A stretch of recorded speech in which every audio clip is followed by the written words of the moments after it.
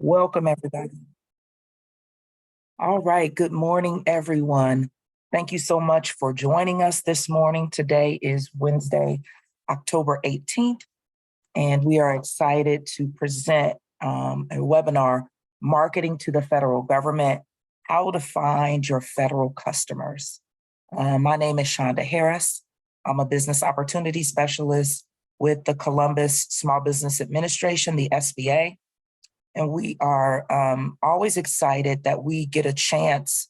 We have the opportunity to partner with a wonderful organization, Apex Accelerators, formerly known as PTAC, Procurement Technical Assistance Center. We have an opportunity to partner with them on a variety of trainings. We actually have a government contracting series where we bring a variety of different subjects related to government contracting, procurement, acquisition, so that you as small businesses have an opportunity to learn more about doing business with the government. Today's session is going to be more specifically focused on doing business with the federal government. So if you're looking to do business with the federal government, or if you're looking to hone in on your skills or gain more information, you are in the right place. Couple of housekeeping items before we actually get started. Again, today's session is being recorded. So if you're not able to stay the entire time, that recording will be posted on the Apex Accelerators, the Ohio University Apex Accelerators website. One great thing about that is all the sessions that we do, the webinars that we do, they are recorded. So you can go back and you can actually look at those. Great way to continually learn. Again, this is a series that we're doing, and actually this particular topic is a series, Marketing to the Federal Government. The last session that we did, September 13th, was on understanding notice types in federal contracting. So if you wanted to find out about if you go to SAM, the System for Award Management, and trying to figure out what is a source of sought, a pre-solicitation, award notifications, that was what that training was about. And again, that is already recorded, and you can go to the website to look at that recording. So I'm going to ask if somebody from the Apex OU team can put that link in the chat so that everyone can see where they can go to find the recordings. Also, we're going to ask, before we kind of get started, if you do have on your camera, we're going to ask, and if you're not presenting, or if you're not a part of the staff, if you can turn off your cameras, we would greatly appreciate that. All right, so as we get started, yeah, if you can turn off your cameras, we would appreciate it, so that way that the presenter doesn't, yeah, there we go. All right, so today's session again is how to find your federal customers. So we realize if you're doing business with the federal government, you've registered in SAM, you have your capability statement. So how to navigate and actually find who is my customer. So there are tools that you can use, and actually how to find that out. Federal Procurement Data System, USA Spending, forecasts that agencies put out, and then also some best practices as you're putting your proposals together. So we are really fortunate that we have one of the Apex counselors, Mr. Billy Grill, who is the Associate Director for the Southwest Ohio Apex Accelerators. He's going to be presenting today. Always wonderful to work with Billy. So what we're going to ask as Billy is presenting, we do like our sessions to be interactive. If you do have a question, you can go ahead and type the question in the chat. And my colleague, Jill Nagy Reynolds, will be monitoring the chat and will pose the question to Billy at a good time. So if you could do that, we'll also be taking questions at the end. But that way, if it's pertaining to something that he's presenting on, we can try to address your question as it comes up. Without further ado, We recognize that some of you, I see some names that are familiar, but a lot of new names, which are always great. So I'm sure some of you are wondering, well, what is Apex Accelerator? I'm so glad you asked.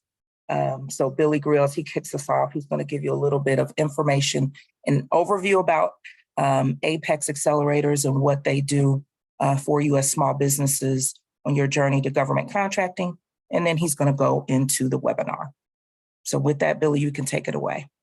Awesome. Thanks, Fonda. And if anybody has any problems with hearing me, just let me know. My mic has been a little wonky this week.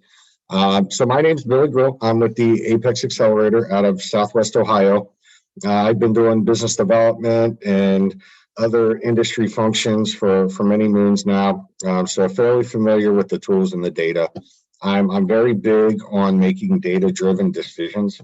So hopefully what you come away with today is some connected dots on how to take data and turn it into actionable information to start reaching your client in the federal government space. I'm not a big fan of death by PowerPoint, so we're going to run through some slides really quickly, and then we're going to get right into a live demo using the actual tools, showing you how the data moves and how to use it. And then hopefully connecting those dots so that you can take it back with you and use these publicly available tools to start building your outreach, building your pipeline, and making those processes repeatable in your business development function.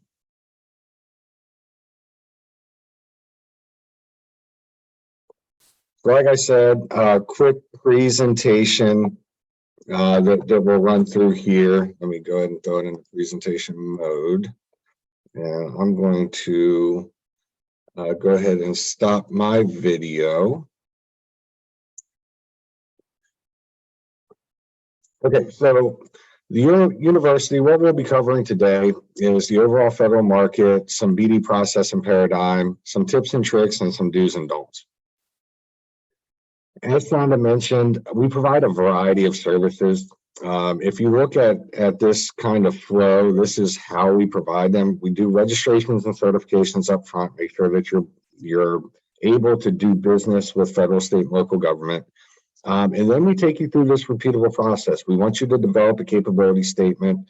It's your one-page business resume. It is the language that they speak in federal and state government, and it will basically be your introduction for any outreach. So this is really important because this is what I actually use with my clients to do their market research and also set up their bid match emails. Bid match emails are a value-added service we provide. We have an email service that emails you opportunities every day. It searches 2,800 different federal, state, and local databases, and it sends you those bids based on your search criteria, which we get from your capability statement. We also do a lot with teaming and partnering. As a small business in the federal space, you absolutely have to partner. It is impossible to compete and provide all of the services the federal government wants in their statements of work and performance of work statements without having strong teaming relationships. Not only that, yes. That is, we do not see it in presentation mode. We are looking at it in. Gotcha. Well, I will pop it out. How does this? Can you see that now? I would look at a couple of theirs, but if it is not in presentation mode still. Let me go ahead and I'll do a new share. Is that better? No. Still no. I still see. I don't know what. Can you see the Apex Accelerator? Yeah, I can see. I see the slide. Can you push the presentation button at the? Yeah, right it's corner? still not in presentation mode. We still see this. Yeah, right there. Well, the slide deck around. Yeah, when I do that, it pops up for me, but it looks like it's not showing up for you guys. Hold on one second. Let me see if I can. Well, I tell you what, I'm going to present outside of presentation mode because it seems to be popping up on a separate screen that's not being. Let me try it this way. Nothing like some technical difficulties. I will do a share screen and then How about that? There you That go. did it. That's presentation mode. That's excellent. That's Perfect. in Conquer, folks. All right, perfect. So our basic services are outlined here. You can see that we can take you basically from, I like to say, from factory to foxhole, soup to nuts, A to Z, and everything in between. I always tell my clients that, you know, if you have a question, even if you think it's outside of what we do, don't be afraid to reach out to us and ask the question, because if we don't provide it, we have partners that can. A lot of this is really laying the foundation and giving you that repeatable process so that you can go on and start doing these on your own. And the thing running down the side, standards, certifications, and compliance, that's very big in the government space. We want to make sure that you have generally accepted accounting practices. Cybersecurity is a very big standard now. So we actually provide a separate cybersecurity consulting through a contract with 2 subject matter experts that OU has hired to give you guys some of that readiness consulting around CMMC, NIST 800, all of these cyber standards that are currently that the DoD and the federal government have. So why the federal government? Well, A, it's a huge market, 645 billion last checked. They always pay on time and they always have more business. Now, it is a highly competitive space. They do hold you to a high standard. But just in my opinion, and I'm biased, it's some of the most fulfilling work I've ever done. And, you know, somebody's getting this business. Somebody is doing this work. Why shouldn't it be you? What does the government buy? And we'll run through some of this today. Practically everything. Everything from bombs to toilet paper. And you know, it really, what you're doing here is you're building a client profile based on your recent and relevant past performance. So you're building a client profile based on what you have recently done and who you've done it for. And then you translate it to the government space and to their organizations. You do want to have adequate financial resources. If you've only done contracts for $200,000 in the commercial space, you're not going to do them for $200 million in the government space. But you definitely want to make sure that you're ready for targeting government agencies. And that's something we help you with. We help you get procurement ready, or in our speak, DIB and GIB ready, defense industrial base and government industrial base. So I always like showing this slide because this is an actual dashboard that the White House and the government are using at this moment to track new entrants into the space. The federal government has had a massive reduction in their small business competition in the last several years. Now, is our charge as Apex Accelerators to help new entrants overcome the barriers to doing business with the government. And this just illustrates it's important enough to the federal government to get new entrants into the space that they're actually tracking it with a supplier-based dashboard. What that says to you guys is there's no better time than now to start laying that foundation and getting procurement ready and doing your research. So what is an opportunity in the government? Well, an opportunity is where requirement meets funding.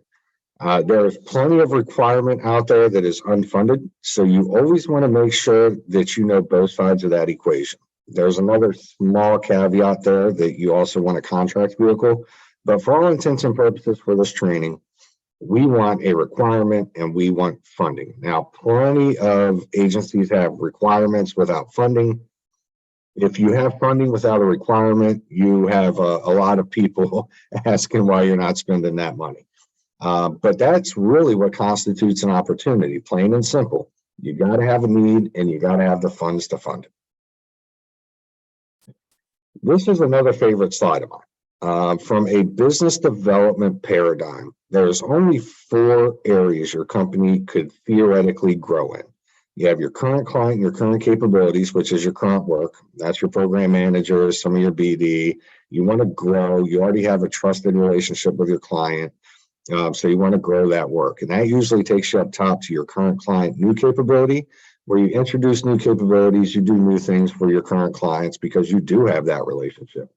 So that side of the quad chart is pretty low risk, but also low reward. And if you stick to that side too long, you're putting all your eggs in one basket with your current clients. Now we get into the other side, the right side of the quadrant, where we have new client current capability. That's where your sales executives live. That's where you're pushing your message to new potential targets. Now with that comes customer acquisition cost. It's more expensive to gain new customers than to do business with current customers.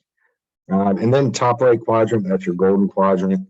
That's new client, new capability. That's where you're developing strategic relationships for the next 5-10 years. Again, very risky up here, but very rewarding. You need a good mix of all four of these quadrants to have a good, what we call a P of win, a percentage of win, and an acceptable risk level, right? So if you live on the right side of this quadrant, customer acquisition costs are going to be way too high to be sustainable. But if you lived on the left-hand side, then you're really putting all your eggs in one basket. And if that client ever cuts work with you, you could be in serious trouble. And I've lived on both sides of it. So, my advice to you guys, start getting a good mix of opportunities here. A marketing approach is really a three-pronged approach. Yeah, the alarm already went off. What are you, unless you say something rude? It's like, oh my God, what's going on? Could you repeat, please? Like, okay. I said, well, I got this. Thank you. So your bid to win approach, again, that's where we send you the bid match emails. That's where you're going into system for award management. You're going into DIBs, state and local RFPs, RFQs. If you're seeing a bid at the RFP stage for the first time on SAM, you're probably not in the running for it. It is necessary to know the landscape to get those bids, but that takes us to our second prong, which is where we're going to be today. Market research, finding out who's buying what you're selling, and doing the outreach and developing the relationship so that when it does come out for bid, you're well positioned to win. And then the third approach, networking. There's tons of industry associations. Here in Dayton alone, we have a plethora: Society for American Military Engineers, AFCEA, EEMG, Dayton Defense, Miami Valley Military Affairs. That's really where you're going to build your relationships and your teaming partnerships. These are 3 full-time jobs. And as a small business, I realize I come from small business. You have many hats you're wearing. You have too many fires, not enough water. So really what we want to do is help you guys work through these 3 different activities efficiently. And today we're going to hit the second one pretty hard. Client profiles, as mentioned, the government wants past performance that's recent and relevant, meaning it is similar in size, scope, and complexity. And that really means that you're taking your tasks, your industry verticals, and you're just translating them into the government space. And I'll show you how to do that using search criteria here in a bit.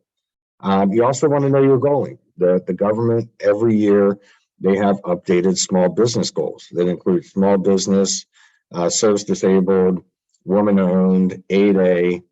So they're definitely tracking their goaling, and it may help you prioritize your outreach there. Here are the market research tools that we'll be looking at today. Federal Procurement Data System, that is your authoritative data source for past contracts with the federal government. USAspending.gov will probably spend the most time here because it is a great tool to look at a multitude of different pieces of information, and they have it under one roof, which is really cool. SAM.gov, that's probably a presentation for another day. That's looking at upcoming opportunities, industry events, small business goaling reports, things of that nature. And then our bid match emails, which we set you up in our system, send you an email every day of bids and opportunities available. USA Spending, as mentioned, they have a lot of great information. Part of that is their agency profiles. They have 107 different organizations with their missions, their budgets. Remember, you need funding. Linked to their comptroller and their federal accounts. Just a really great tool for quickly looking at some of your overarching organizations.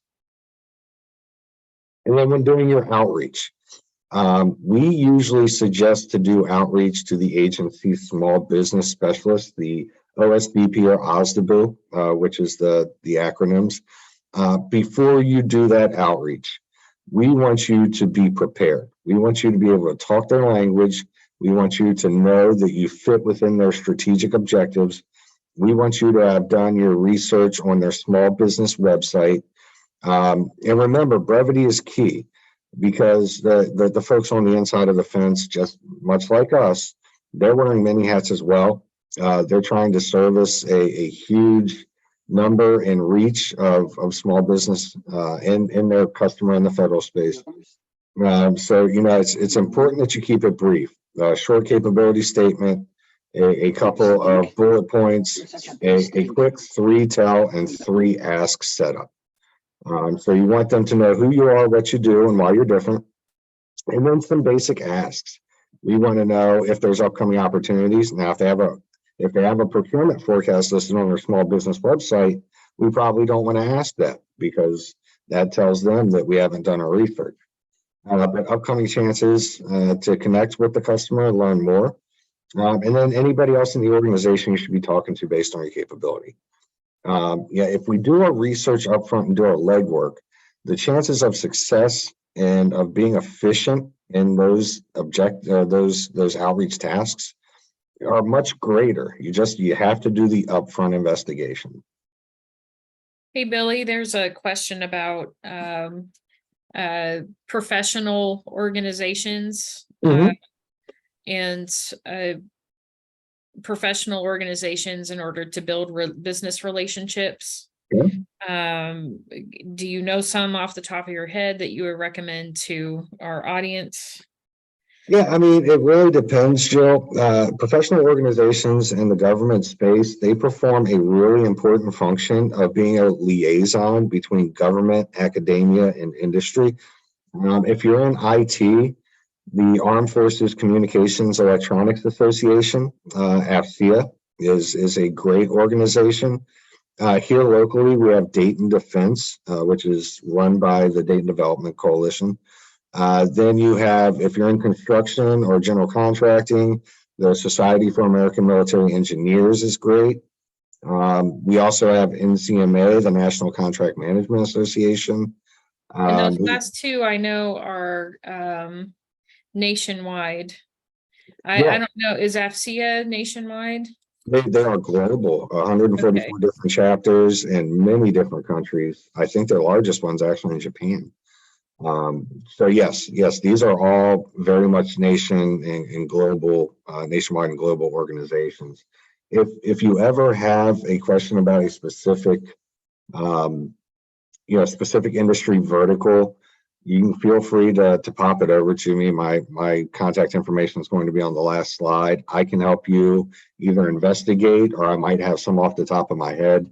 But for many different verticals, many different industries, there are organizations that exist, and there are just really general organizations too that revolve around just government contracting. So I'm putting them in the chat as you mentioned them. And Matt Scott, you asked about IT, AFCEA, but we're getting more questions about AFCEA. AFCEA is more than just IT, but it's my understanding. Yep. I spelled it wrong. Sorry. AFCEA, my bad. AFCEA, the Dayton Wright chapter is here local. They have a luncheon coming up tomorrow with AFWorks, which is the Air Force Research Labs kind of sitter arm and innovation piece there. It's Dr. somebody, I cannot remember her name for the life of me now, but I'll actually be in attendance. I'm fairly biased towards AFCEA because I've worked with them for 20 years now. They're a great organization. They have a NOVA chapter out in DC. They have chapters across the U.S. There's also a smaller, I'll say, more targeted organization called Fast Rope. That we have a Dayton chapter, we have a Columbus chapter. That is a group of business development professionals, about 300 strong, that operate. They're pretty nationwide now. They have chapters in DC, Southeast, San Antonio, Collinsville. That's where your business development professionals, mostly in the IT space, but there's R&D in as well. They get together to share intel and talk more seriously about teaming. So it's a smaller organization, but very much defined by business development, sharing intel, creating trusting relationships. And everyone, I put those in the chat. I don't have their email addresses. I can work on that, but you should be able just to Google them.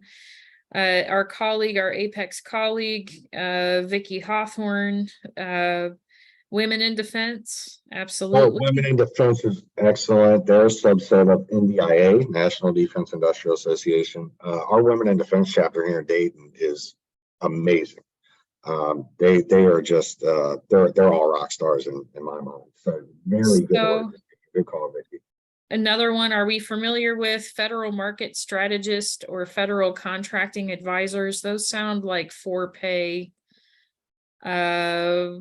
consultants. Yeah, I don't know that. I know there is a professional services association. I'll have to grab the exact name.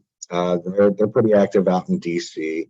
A lot of your larger organizations will be active in DC and Nova. Your more global organizations you'll find with chapters across. I mean, we have a lot here because by function of RIPAP. But overall, there is a good association, a good fit for you, no matter what you do as an industry vertical. And that's part of our job, is to help you find and connect with those as well. We do go to a lot of luncheons to create relationships and help our clients connect.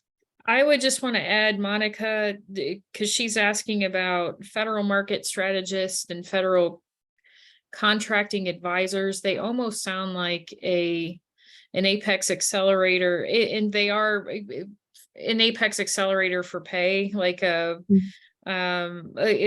talking about professional organizations where if you become a member or you start attending their events, you might learn some things about federal contracting, but then also possible teaming relationships with the businesses that are attending. The federal market strategist or federal contracting advisors, that might be specific to your business that you would have to pay them a fee for. And we can help kind of suss through the emails that you get with some of those. We help clients determine worth and value. At least we give them the big picture when they get approached by like GSA consultants or our other business development consultants. It's always good to have the full picture when you're making some of those decisions. And just a caveat on the professional organizations, you very much get out what you put in. So, buying a ticket to a luncheon or buying a sponsorship is one thing, but get on a committee, become involved, participate. A lot of those are volunteer driven. And when you start volunteering, you really unlock a new level of value there because you make immediate relationships, and then you start getting involved behind the scenes with getting the speakers and doing the events. And it really puts you in a great position to make connections that are really valuable. Hey, Billy, this is Matt Scotch. The group about business development, that's something I was interested in. Is that Fast Rope, or is that a different one? I didn't catch the name. But that'll be Fast Rope. And I'll pop out the Bondo, if you're on, could you put the Fast Rope web link in? Vicki put in Fast Rope Columbus chapter. Good job, Vicki. Yeah, she's on top of it. Okay, thanks. Yeah, they're a great organization, pretty low entry cost. I think it's like $100 a year. And then it gives you a connection to the portal, but you can go to the actual events without paying to test it out, see if it's for you. My advice with Fast Rope is come willing to learn and try to bring a nugget of information with you, whether it's an event, an upcoming solicitation, But they are really welcoming. It's such a great again, I'm biased because I've been involved since the start, but just overall, it's a really good business development organization in the federal space. They do lean a little hard DoD. Again, that's just by way of the overall proximity to write that, some of the other installations. But great organization, great folks that run it. And just one more, yeah, go ahead. Well, I was just gonna ask, Billy, is there a generic fast rope that covers? Because I know that was Columbus that Vicky did, right? Yeah, you just go to fastrope.wildapricot.org. That should take you to the homepage. Yeah, I'll look at that one right now then. Awesome. Yeah, there's just one more thing, Monica. Is it Sencio or Senkio? Sorry. That the question regarding the other two, the federal market strategist, she put in the chat that she was told she had to pay $30,000 up front for assistance from them. And this is important. I'm really glad you brought that up. Yes. Exactly, because there's a lot of companies and they may just they'll say, hey, we can help you get a federal contract. Again, that's help you, assist you. There's no guarantee that they will be able to land work. So just be very careful when you pay the fee to have them assist you. Try Apex first. Again, your taxpayers, your tax dollars help fund them. So I highly recommend working with Apex Accelerator first before going to a consultant that is requiring $30,000 up front. I agree. Let us take you through our process. And then if that's not enough, that's okay too, because we are limited. We can't do it. We can never represent your company. We can never execute. We guide and advise. We are your trusted advisors. But even at that extent, when we are on board with you, if you are looking at outside help, we can help you kind of qualify that and see exactly what you're getting for your dollar. And really scope down your requirement to what you need. Sometimes you may just need a very specialized consultant and a very specialized agency. And we have connections throughout, and for example, in Dayton, Cincinnati, we have over 600, I think almost 700 clients, but a lot of partnerships as well. So we can't necessarily recommend a specific outside resource, but we can give you the landscape of what's available and try to help you make the best decision there. I'm always, and it kind of goes hand in hand with the GSA consultants, their methods. They email you promising you a GSA contract with customers, and that's just impossible to do. In the government space, we are bound by the federal acquisition regulations, the DFAR, AFARs, a lot of different regulations that guarantee competition. So, if somebody's promising you business, well, it's really impossible and downright, it could be considered illegal, but I won't go that far. You just have to know that there are regulations. Even though we're a relationship-based business, we are bound by federal acquisition regulation. Is that good for the questions, Jill? Yes, and Monica says, thank you for the advice. It makes sense. No, a great interaction, guys. I really love these types of meetings. There should be a conversation. If we're not getting through these, these different caveats and issues, this is just me talking to you. I don't want to just talk at you. I want to converse. I think this is great. So, steps to capture, it's basic market, it's basic marketing, identifying opportunity. You want to explore the needs and goals of the customer. We're going to help you find that customer. Determine if the opportunity is a good fit for pursuit, a bid, no bid decision. Sometimes quickly making a no bid is just as valuable as going through the bid process, because you're a small business and bids take a lot of time and investment in the government space. You want to evaluate likely competitors and develop pricing. Again, we'll help you with some of that competitive research, and I'll show you how today. Define your win strategy and advantages, and then connect with the customer and position your solution. When we talked about the notice types earlier on, and the different notice types, you know, when you respond to these requests for information early on in the acquisition process, it gives you the opportunity to mold the opportunity, and put in requirements that benefit you and talk out requirements that don't. So it's a really good opportunity to get in with the customer and start developing that relationship and start developing your position.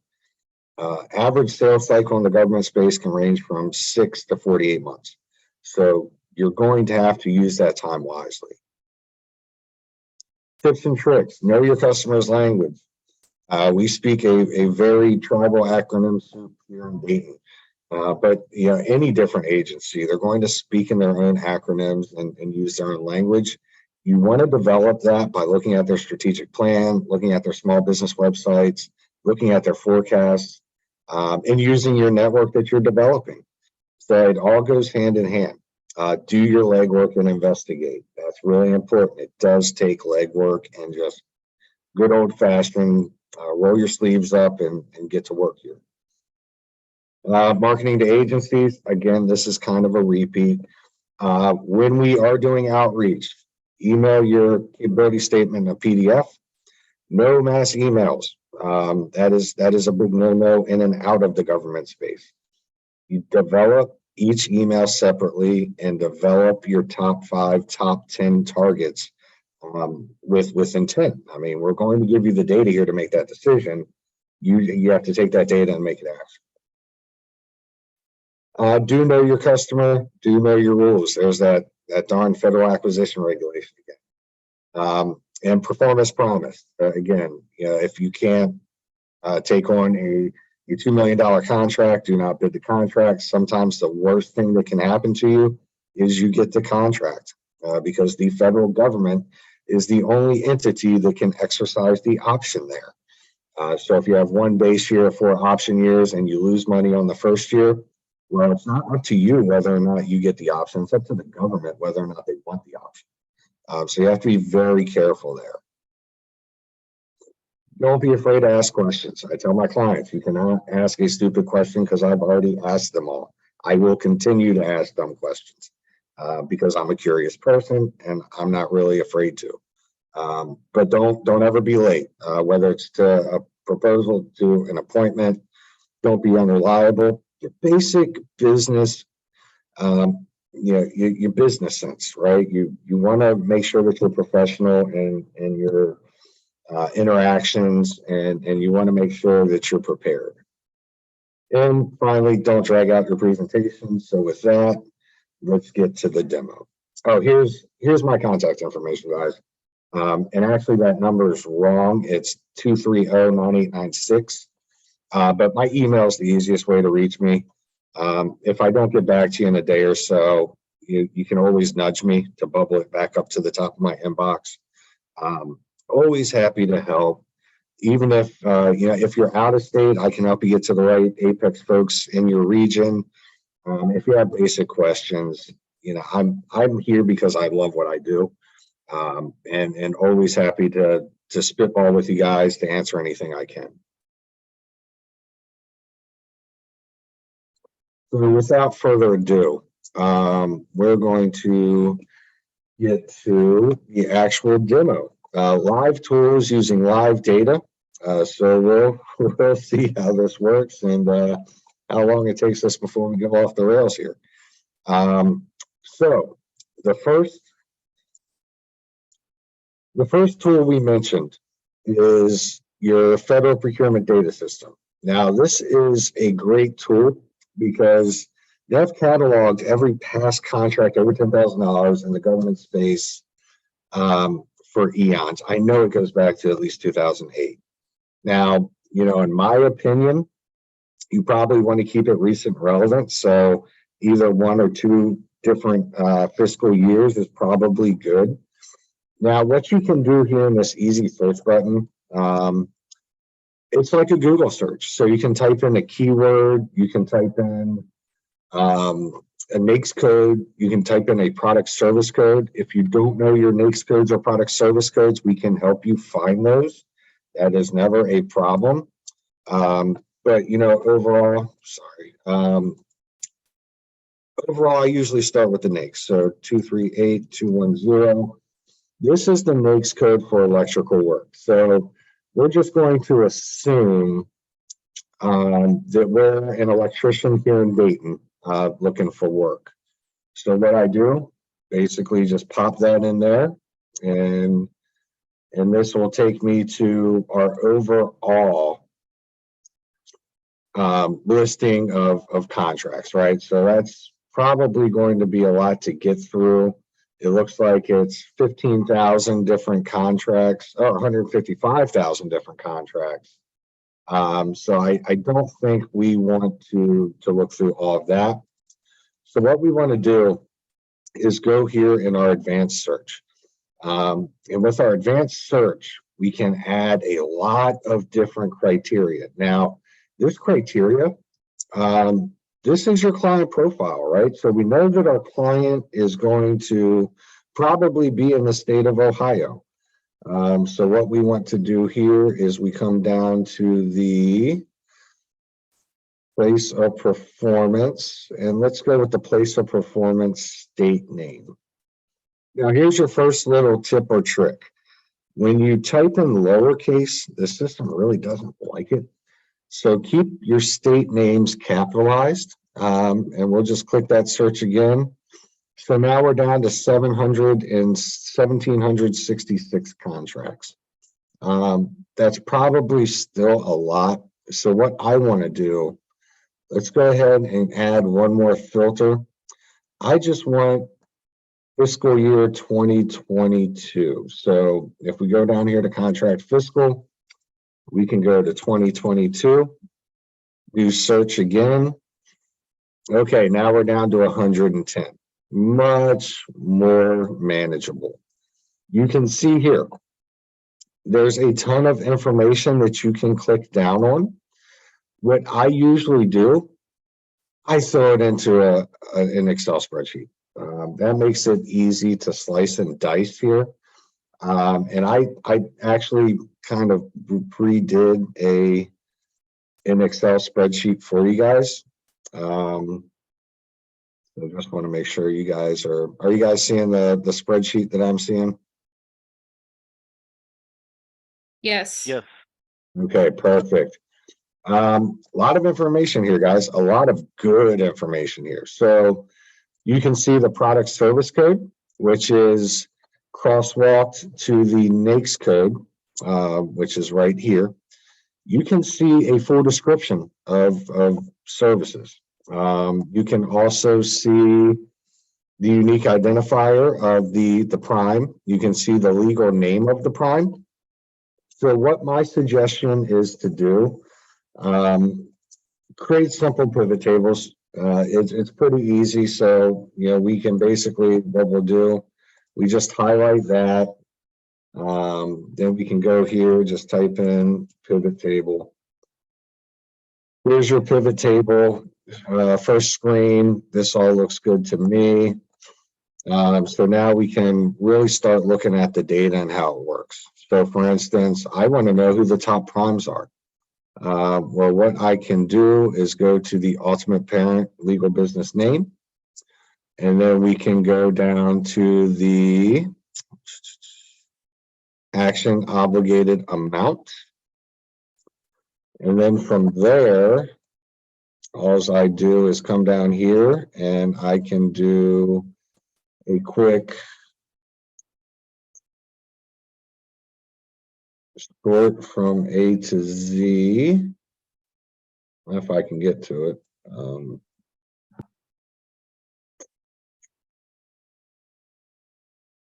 And Billy, while you're doing that, we have another question. Beatrice would like to know, do we have to look and bid for contracts that pertain to our business types in general? I was told that we don't have to do that. I'm sorry, could you repeat that? I think Do we have to look and bid for contracts that pertain to our business types in general? I was told we don't have to do that. No, you don't, but it would really narrow your search if you did, is what I'm Well, thinking. Yeah, and not only that, you got to remember that the government wants recent and relevant past performance. So you're really taking your chances of winning down if you don't have that past performance. And there's caveats there. I mean, if you're providing commodity product, it's not as important. If you are all basically in the really early stages of innovation in that startup space, even though they don't want past performance, they want resumes, they want chops and expertise. So if you're not building your client profile based on what you do, it's going to really be tough to start breaking in, because where do you aim, right? You want to work through this stuff efficiently. So you want to make sure that you're aiming yourself in the direction with the best possible outcomes, which is doing this legwork. It's finding out who the top primes are. It's finding out who my top awarding offices are. I mean, this right here gives you a target list, and this was a pivot table I put together last night. These are the top awarding offices for electrical work in the state of Ohio. So if you're doing electrical work, we want to start doing some research on these guys and really, putting together some good investigation to do some outreach here, because it's obvious these are the guys that are buying what you're selling. And that's the beauty of getting this data in an Excel spreadsheet. You can slice and dice this data to answer a number of different questions. But just the most basic question of who's buying what you're selling, it's right there. And that's the great thing about the government space. All of this data is public and it's free to get. That's also a bad thing because all of the data is public. So, sometimes you can get some paralysis by analysis. But overall, it's there. You just need to know how to use it. And that's what we're here for. I do market research meetings with my clients very often. I would suggest you do your market research about once a year during strategic planning, or once every 6 months, depending. So it's not an activity you need to do every day, but from a strategic standpoint, it holds a ton of value. Billy, we have a participant brought up a good point. This is Cammie Reed. I do heavy haul transport and have looked through this and I'm unable to find anything. And she lists her NAICS codes. Okay, so let's try it. I tell you what, we're going to use your NAICS code on the next tool because I want to keep moving. The thing to know about FPDS is they are the authoritative system for contract data. And using the tool in your advanced search, it is really, there's a lot there, but really easy to get to the answers you need when using the basic filters and knowing just the basic Excel functions. The next tool, very similar and actually fed by federal procurement data systems, is usaspending.gov. So usaspending.gov actually includes all of your federal FPDS data. But the thing I really like about it, the user interface is much more 2020, but it's also got all of your grants data. It's got some great data on recipients, which could be your competition. So doing competitive research here is great. And then your agency data. It's got really good agency profiles that will at least get you started in investigation. Okay, so back to task at hand. What is the primary NAICS code that we should be looking at? You're talking about transporting and Logistics, so I'm guessing you're somewhere in the 48, 49 code range. In here, yeah, you're right, 484,220. And then 484,230. All right, specialized freight. So we got that. And then specialized freight except goods. So we got that. All right, we'll just run a basic search and see. So in the last 5 full years, and I always use about 5 years because again, that's recent and relevant. So we want to know that information. So when we start looking at your sub-agencies, it looks like Department of Army, Defense Logistics, Transcom, Department of Energy, Navy. Now, we can always get this down by using other search criteria. My advice to you guys is to really get comfortable with this criteria on the left, because that is how you're going to build your client profile, but also get your data down to what I call the Goldilocks mix. We don't want 0 opportunities, but we don't want 500,000 either. We want to get it targeted based on your client profile. Now, I would suggest that you take this a step further. While I won't do it here because it does take a little while to download, there is a download button right here. And what that download is going to do for you is put your data in this format. And that's one thing I like usaspending.gov because the amount of data they give you, while it seems daunting, it is all really good data. We can start plucking out things out of this spreadsheet that are just hugely valuable. Not everything's going to be used. And that's kind of why I suggest doing the pivot tables, because you can start really honing in on different pieces that you want. So my advice from the logistics piece, that these sub-agencies are going to be a good start. I would download this spreadsheet and then I would go to column AC, and I'll show you what I mean by that.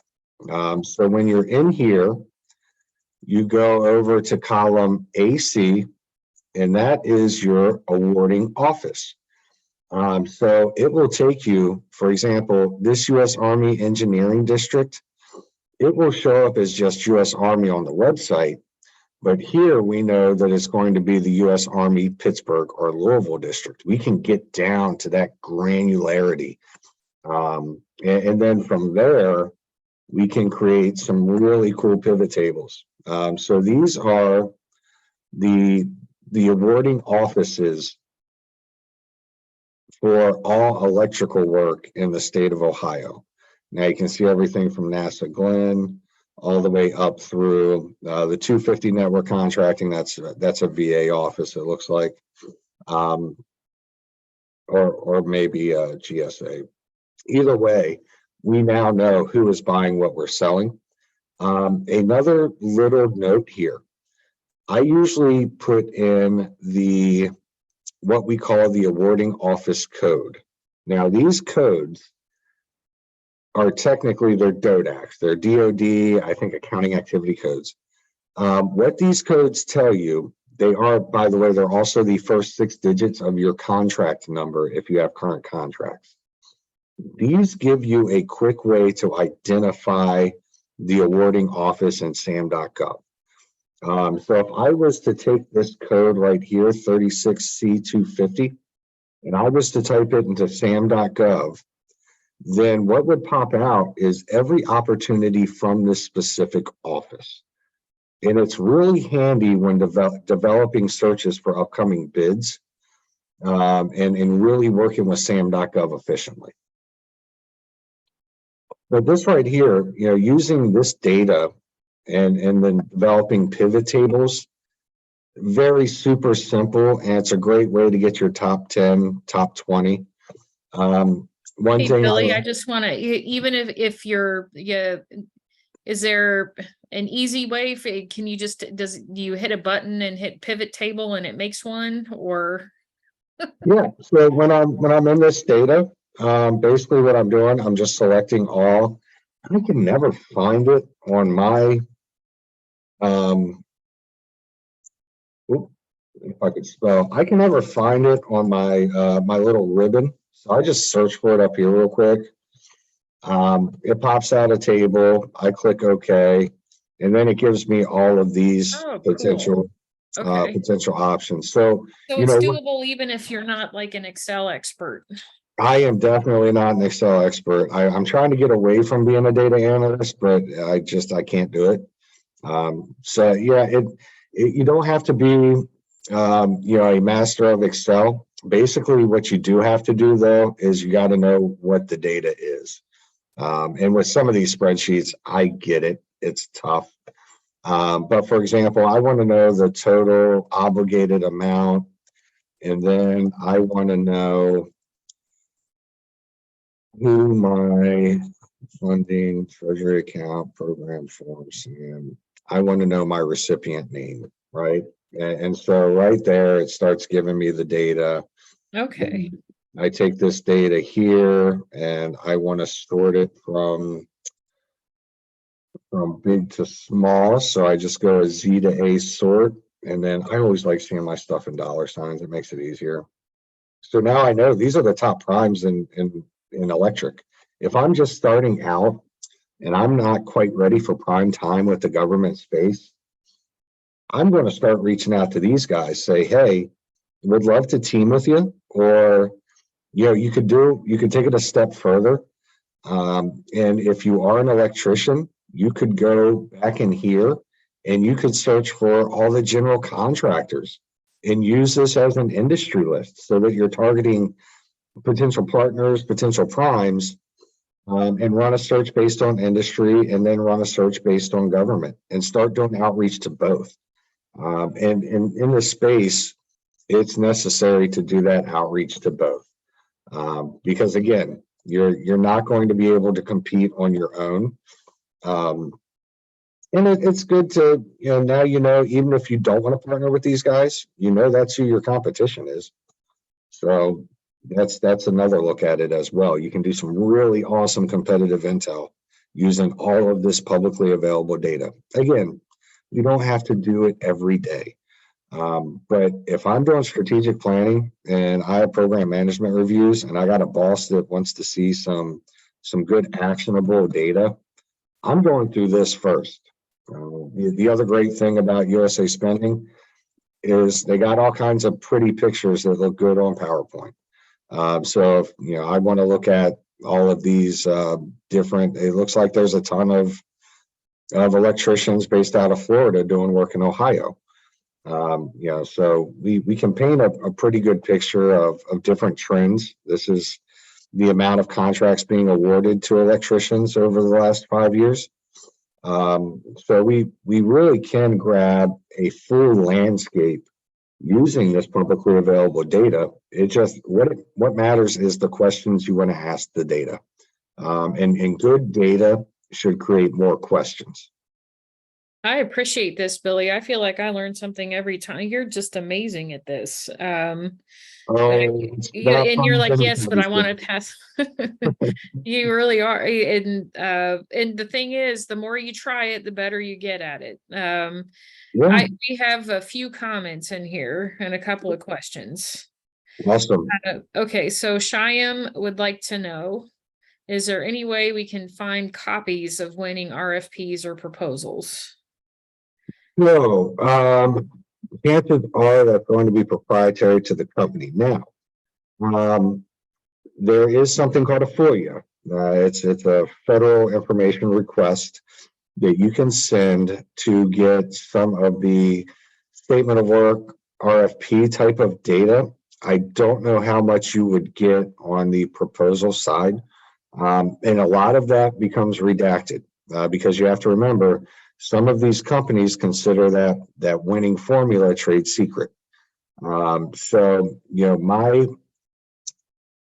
my suggestion, and this isn't always true, some systems, like for example, we use FedMine, Easy GovOps, GovWin. Some of them, they keep past RFP data from the government side. If you go to, and this is kind of off topic, but we'll run through it either way. When I go through SAM, if I'm looking, so we'll just say we're still electricians. And if you notice in SAM.gov, this search criteria, it closely mirrors the search criteria in USA Spending. So if you get a really good search mix in USA Spending, you can kind of just repeat it over here. So 238210 is my electrician's code. Sometimes you can get lucky and you can go to inactive opportunities and then just kind of look through these. And sometimes they'll have the statement of work still attached to the opportunity, even though it's already been awarded. I don't know if you go, we can take a try. Let's go with response date due. We want a custom date. We'll just say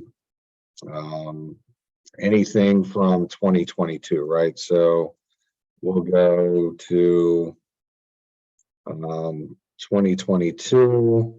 January 1st, and then to 2022, December 31st. So you still have some inactive opportunities from 2022 that you can hop into and see if there's an RFP or an SOW. Sometimes it works, sometimes it doesn't. That's kind of a shot in the dark. If you do have a specific opportunity, you can try to look to the previous opportunity in SAM to see if that exists. When in doubt, you can always reach out to your local Apex. And we have some internal tools that we can usually use to try to find that, but it's not a definite that'll be available. Another good way to do that, if you're looking for an expensive or exclusive opportunity, a specific solicitation number, is to look through potential GAO protests. Some of the protests include some really good data there if it was somehow protested. But again, it's not a guarantee that you're going to be able to find that information. A really good way is by teaming with or talking to potential incumbents. And if the incumbent is interested in teaming with you, they usually have that stuff stored in their files. But that's it's not foolproof. I hope that answers the question okay.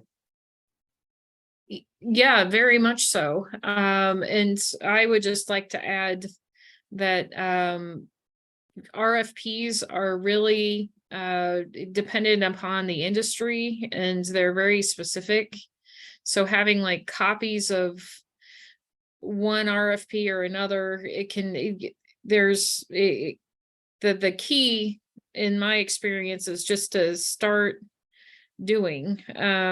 We had a presentation last week at the Society of American Military Engineers, someone that does proposal writing, and I thought her points were pretty good too. It's just like, you'll develop a template. Yep. And you get better at it over time, and you'll get to the point where you know what to look for in the solicitations.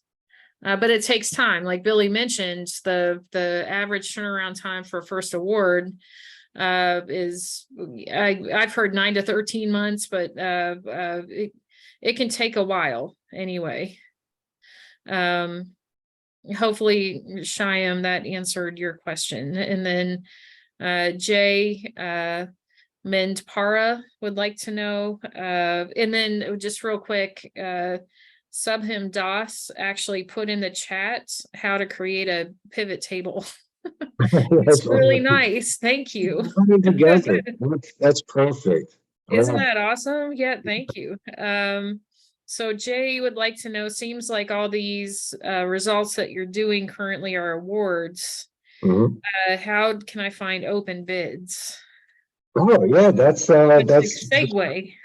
Yeah, no, open bids are here in SAM.gov. But there's also a couple of different ways, right? Oh, and before I forget, shout out to Calvary Consulting. They were the ones that did that proposal breakdown during SAME. They're awesome sauce. And there's also something called a uniform contract format. So in the federal space, there's a contract format that they put RFPs out in. It's UCF, and it is Part A through Part M. If you want to quickly do a bid, no bid decision, I usually go to Part L, which is the instruction for offers. That's where they tell you exactly what they need you to submit for you to be compliant. And then Section M is the evaluation criteria. That's what tells you how they're evaluating the proposal. If it's the price is the number one factor, if past performance is the number one factor, if technical proposal is the number one factor. So Section L, Section M, and then I always go to Section C, which is the statement of work. That's where they tell you what they want you to do. With those three sections, you can usually make a pretty good bid, no bid. And we have a whole presentation on analyzing a solicitation. We can help you walk through it, quickly give you any showstoppers and help you parse that data. And that's something that will become second nature to you guys. You'll be able to quickly look at these types of synopsis and be able to tell if this is biddable or not, right? So is it in your NAICS codes? Is there enough time to respond to it? Is this a set aside for SDVOSB or some other socioeconomic that you don't meet or can't team on? So definitely a lot of information. Again, all the data is public, but overall, it's there for you to ingest and take action on. So What were those sections again, Billy? Section L and Section M. So Section L is your instructions to offers. Section M is your evaluation criteria. And then Section C is your statement of work. You said C is in Charlie? Yep. And I'm putting in the chat, it's acquisition.gov. You can look at this more. It's FAR 15 point, hang on, 204-1. You're always on top of it with the FAR clauses, Joe. You're keeping me honest. Oh my God, I'm looking in my phone, please. But what a team. Love the teamwork. And we're gonna do a training on the uniform contract format because that's super important. That's a whole training of it on its own. Oh yeah, 2 hours in and of itself. But I like to throw the regulations in here so that you can look at it, like the acquisition.gov and that FAR 15204-1. It talks about all of the different like Section A is this, Section B is this, Section C does this, and then it breaks down that farther so you can see where every section is important. Sorry, I'm done. No, I was piggybacking on you. Every section's important, but those are the big three that I look at.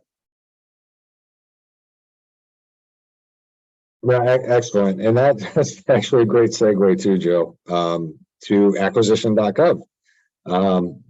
So when you're looking at some upcoming opportunities, each agency has what they call their agency procurement forecast. Each agency is different. It comes out a little bit different. But overall, if we're looking at Department of Energy, it pops you over to their website and then pops you over to their forecast. A lot of these come in Excel spreadsheets. So again, let's use those pivot tables and make it easier to review the data. Here's kind of a note. These mostly are expiring contracts they know are expiring. So it paints half the picture, right? And here's just a shout out to our Air Force brethren. Air Force Small Business page, they have their own expiring contracts list, and they give you an Excel spreadsheet version. They give you top 10 NAICS and facility engineering AFCAC. So, you know, the information is out there no matter which agency you're targeting. Again, it comes down to here's my top 10 here, right? And we're going to develop a list here. And then we're going to take it over to here and say, okay, these are the procurement forecasts I want to look at. I would probably take it a step further, right? So these are your expiring contracts. But what about upcoming requirements that haven't gotten, they don't have an incumbent? So that's always good to know. Well, out of this list, as the electrician example, I know that the U.S. Army Corps of Engineers Louisville District is one of my top targets. So I'm taking it a step further, and I'm going to their small business page. And a lot of this, guys, can be a simple Google. Every agency has an Office of Small Business Programs or disadvantaged under business utilization. So each one has a resource that you want to look at before doing your outreach. And this one just happens to be, you know, the U.S. Army Corps of Engineers. They're pretty great at putting out information. They have a forecast. Not only do they have 2 forecasts, they give you your prime contractor listing. They give you their IDIQs. One thing I really like about them, they give you all their DODACs, right? So when I'm talking about DODACs, you can see they have a code for every single district of Army Corps, which makes it super simple when you're searching SAM.gov to pull in opportunities only out of Pittsburgh, only out of Louisville, only out of Huntington. By way, I mean, all 3 of those, they service Ohio. So that may be, you know, a couple of different DODACs that you want to include. Another kind of offshoot to that is some of these agencies actually started posting their new procurement forecast in SAM.gov. So if I do US ACE and procurement, if I can type.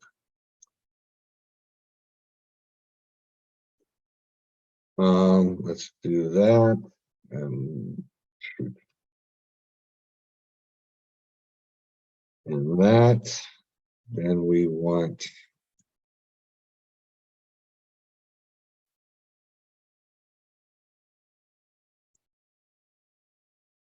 the U.S. Army Corps of Engineers actually post their forecast to SAM.gov. So, I mean, there's a lot of different ways that you can get to where you need to go. My process is we go here, we get this stuff into Excel, we start doing some quick pivot tables. So we want to know the awarding office, and again, track your funding. We want to know the funding office because they're not always the same. And then from there, we're building that top 10 list.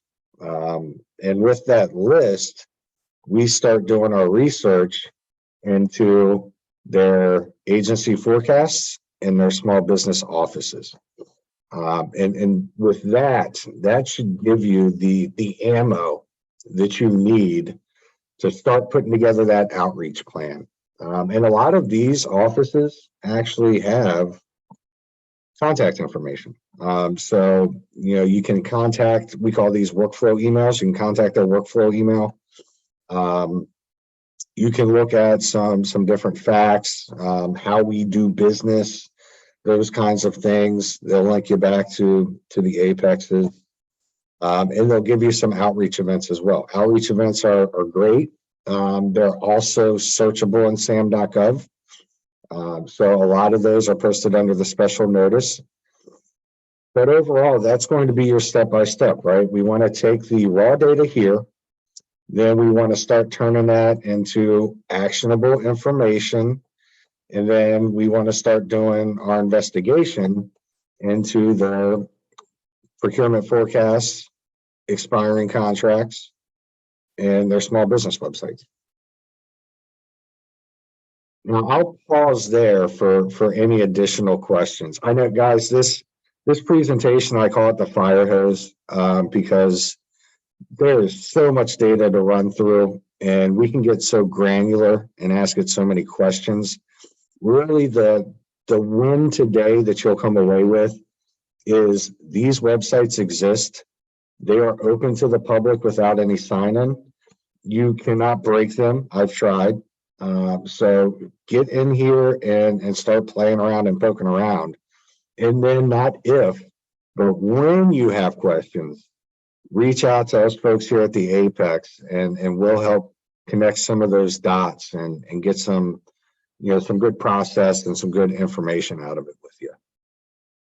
And I just want to say as well, there's a lot of Apex members on the call today. So they are listening. Karen Wyville, who is with Apex, she put in the chat the Word version of the uniform contract format. So everyone, if you see that in the chat, I recommend downloading that. That's just kind of it goes into more explanation than the FAR.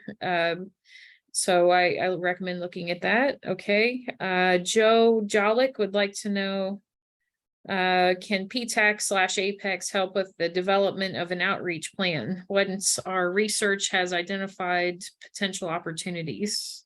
Yes, most certainly. One, the foundation of that is we want you to have a really tight capability statement. And, chances are with each of these clients, you're probably going to tweak your capability statement a little bit based on their strategic objectives and their language, right? We want to go in, speak in their speak. So how you end up doing that is one, you look at their procurement forecast, look at their small business website.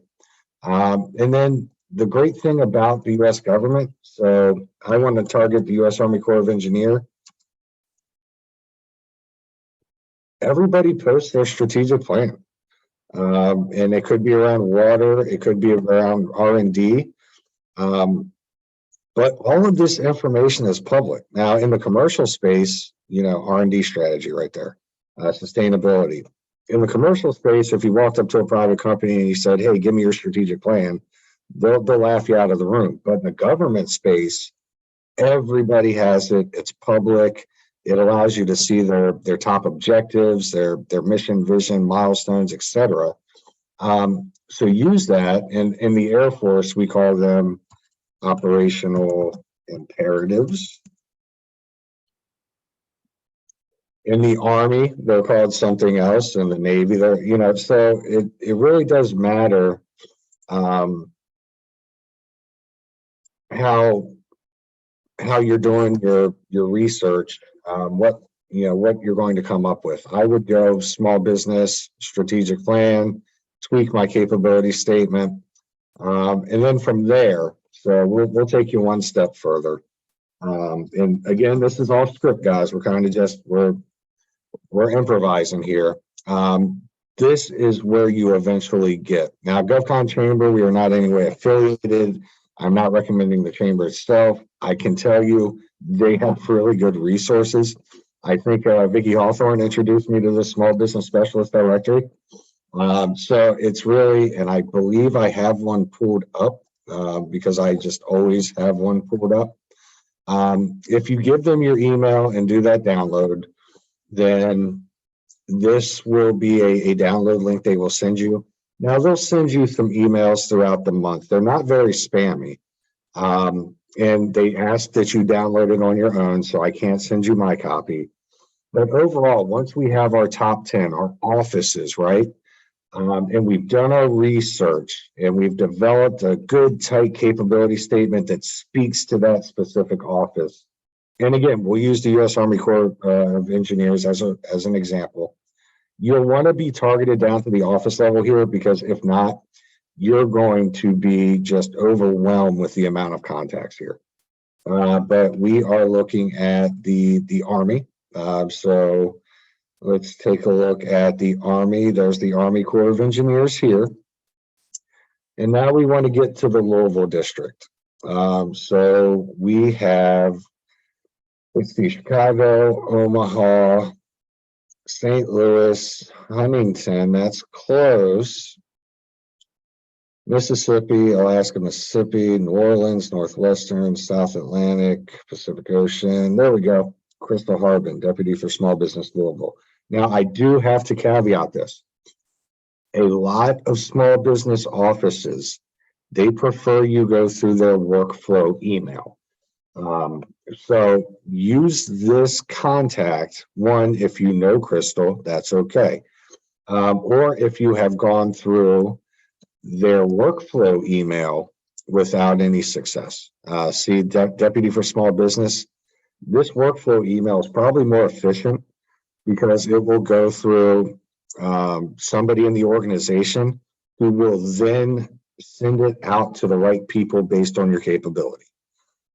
That is always my suggestion. We use the small business specialist list for specific reasons after we've done our research. And remember, these are very busy people as well.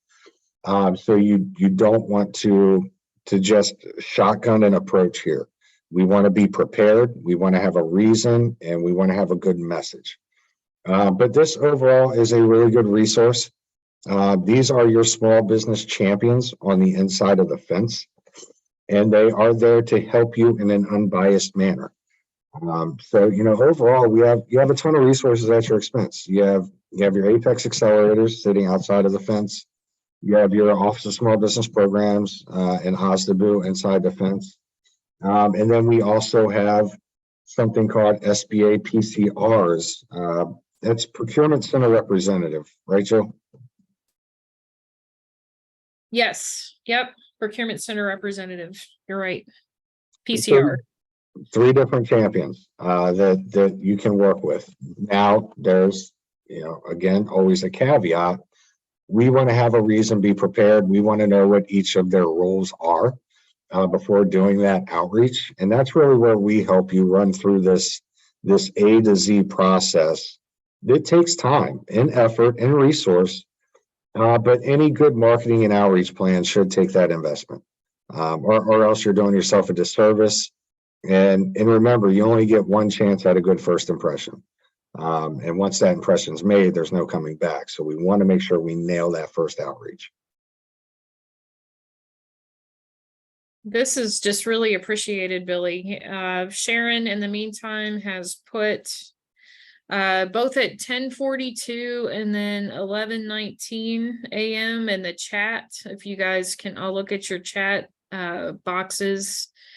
There's a Word version for capability statement, but then there's also a PDF version, and then the purpose of a capability statement that is in there at 11:19 a.m. I say that because it's easier to just navigate the chat if you know what time it came through. Sounds like we have an active chat.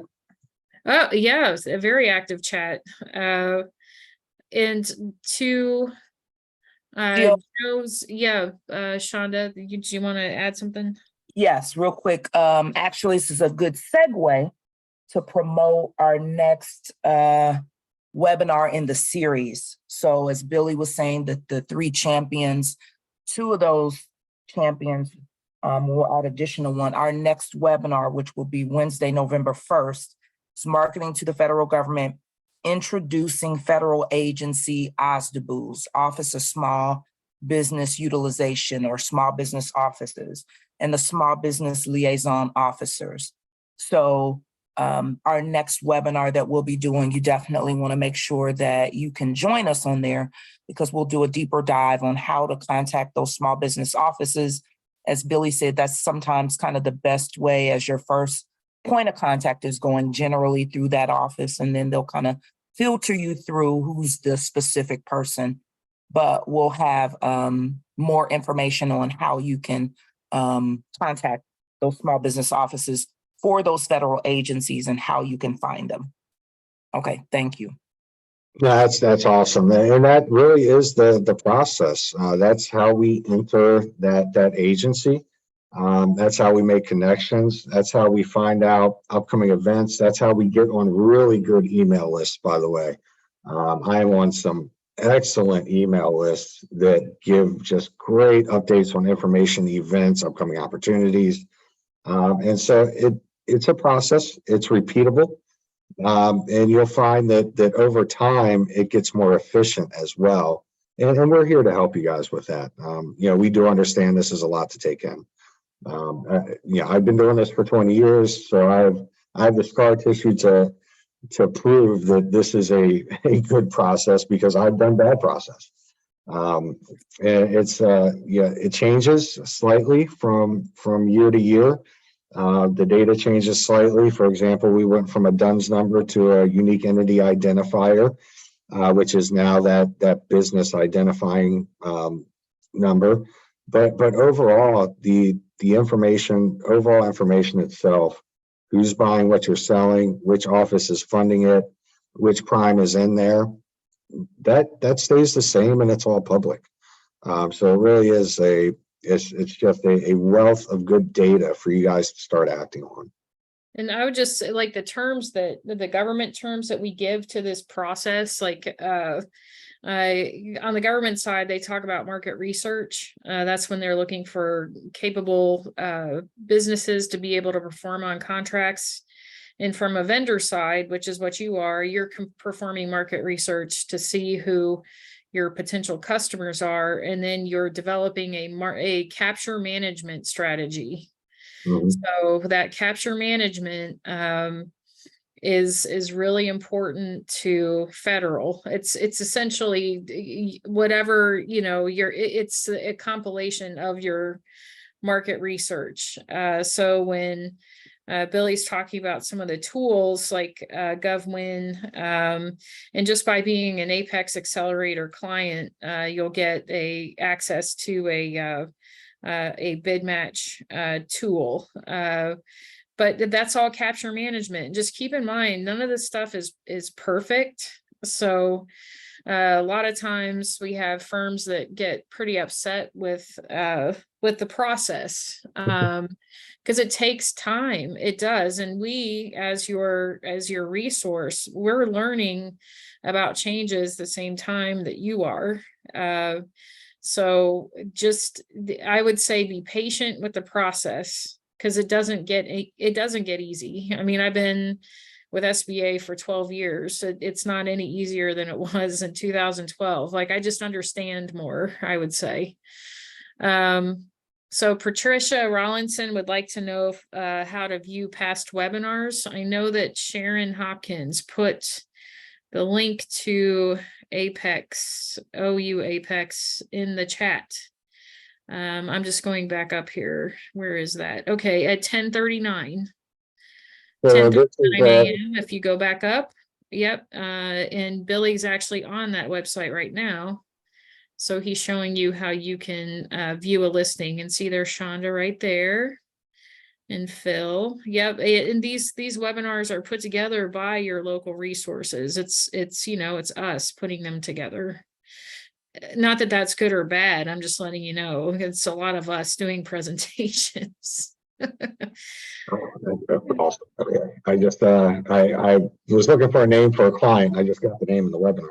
Thank you. Yeah, and so we're always willing to do these trainings. One, these are great resources. All of these briefs are excellent. If you need something customized to your business, we can always set aside an hour to take you through specific searches. Try to develop with you some of the criteria here, because remember, you can search by NAICS code, which is great. That's very general. There's also something called product service codes. A good example of that is NAICS codes will take you to a basic IT NAICS code, right? So 541, 511, that'll give you custom computer programming, but it doesn't get you down far enough to do like cybersecurity, which is really big. So if the NAICS codes are too general, you may want to do product service codes, where we can do DJ01. I thought we could.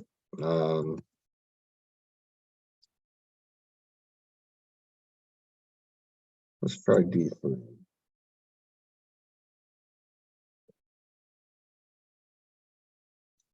So we can get you down into the IT, telecom, cyberspace, D301 operation maintenance. So, you know, there's different ways to search using these different codes. I always say, know your NAICS codes, know your product service codes, and then we can always dial it in using keywords as well. So if you specifically work with like Salesforce, or if you have any specific industry vertical keywords, you can always pop them in. Now, just remember this keyword function. It will only search the project description or the prime awardee's name. So it is a little bit limited, but still useful when it comes down to it. And all of these links here in USA Spending, just like in FPDS, they're all clickable. So you can really dig down into specific contracts to get the description, to get the product service code. You know, there's the NAICS code, product service code. Here's the description. You can see if they have any subcontractors, so you can start looking at any potential teams. And then they have really good recipient details and agency details here. So again, you know, this is great for looking at specific contracts.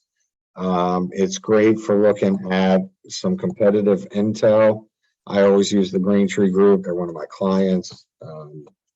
And they, you know, so if you just have a competitor name, you can always type that in here, and it'll come up with their profile. And then from there, you know, I always do this as well. You can see how they're trending, but you can see their top 5 agencies and sub-agencies. Maybe you build part of your outreach on competitive intel. You can also look at their NAICS codes and product service codes. So maybe you imitate some of those codes. If they're doing well in a code and it's something you do, you may want to make that part of your CAPE statement, part of your search. You know, just a ton of great data here that you should be looking at, again, once or twice a year. You don't have to do it every day. And then the agency profiles. These are very broad. I would probably go to the small business page first to get some more directed information. But overall, these are great if you're just looking at, for example, we'll go the VA. It takes you right over to their budget justification. Again, follow the dollar, and it tells you some of their top priorities.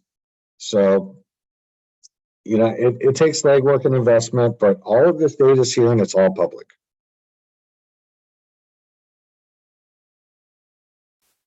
Vicky backed up your training on PSC codes, so she put in a link for a PSC search tool at what time was that? 11:31 in the chat. PSC tool. So I'm old school. I use the spreadsheet still. I don't know if it's fscpsc.com. Oh, I use PSC tool. So new tool is fscpsc.com. Yes, fscpsc.com. That's correct. Look at us learning together. There we go. Oh, and it's an engine. Sweet. Good call, Vicky. So yeah, we could That's what I'm saying. Like we all work, so we all try and work together to just let you know there's a lot out there, and that rely on your government resources first. Yep. It's not perfect, but there's just the sheer amount of information that we can navigate. We do it together. Yes, and all of our web browsers look like this, guys. I'm not the only one. I know it's probably like 80 tabs open. Yeah, everything's constant. Is yeah, using these types of resources and having us help you, we can get you dialed in and make it repeatable so that you guys, I don't ever want a client banging their head against the wall online trying to find this stuff when they can pop me a quick note and I can give them a quick answer, right? That's really what we're here for. Some of my favorite, just because we sit right outside the Air Force Research Labs and there's a lot of SIBR and SITR research going on. It's when a client comes and they need help with an innovation that doesn't exist yet. So, you know, you don't have a code, but you start to look at just the general industry vertical. So, you know, even if you guys are in that space and you think what you do doesn't exist, how am I going to find somebody who needs it? We can still help in that respect. You know, we can help you dial into the actual vertical, and then just it all starts as a very broad search, and then you narrow it down till you get to what you need. So it's definitely a process.